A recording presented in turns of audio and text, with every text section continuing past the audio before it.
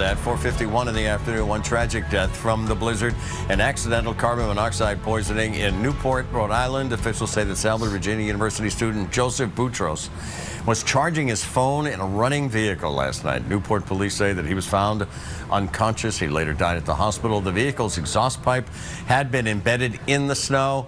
And officials are now reminding people about the risk of carbon monoxide poisoning, particularly after a storm like this. Joining right now is Dr. Todd Ellern from South Shore Health. Great to see you. Good to see you, Eddie. Good to see you indeed. After the snowstorm, many of us have or should have carbon monoxide detectors inside our homes. But is there a way to detect danger if you're inside a car? Is there a way to detect danger?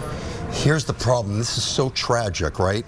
Carbon monoxide, a lethal poison, is colorless, tasteless, it has no odor, so there's really no way. The only way is you have to look at your car and see. And here's another problem with our electronic starters. Right. It could be warming up for a while, and if it's in a bank, the carbon monoxide's there.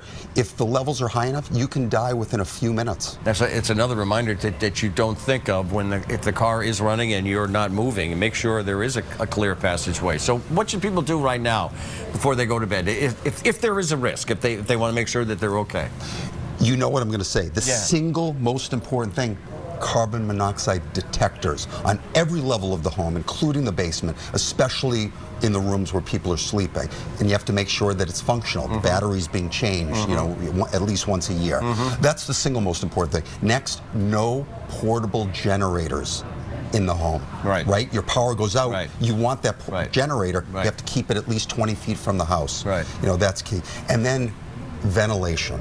So your furnace, your burning appliances, furnaces, stoves, dryers, you know, water heaters, those have to be properly ventilated outside, because when you burn, you produce carbon monoxide. And that's another great reminder, because now with all the snow that we have, make sure your vents are cleared in your house, because there has to be proper ventilation in your house infrastructure. I'll tell you something. I had a family member yesterday, very smart cookie, and she opened the flue to her fire, started the fire, and basically smoke was billowing into the home. It wasn't that the flue wasn't open. It was either obstructed at the top of the pipes, or when the air is very cold, the smoke is not as dense as the cold air, so it can come in. So you have to be careful. She's fine, but it was about 30 minutes of trying to pour water on it. If the alarm sounds in a carbon monoxide detector, what is the first thing you should do? You got to get out of the house. You have to take it seriously. Just get out of the house. You have to get out into fresh air.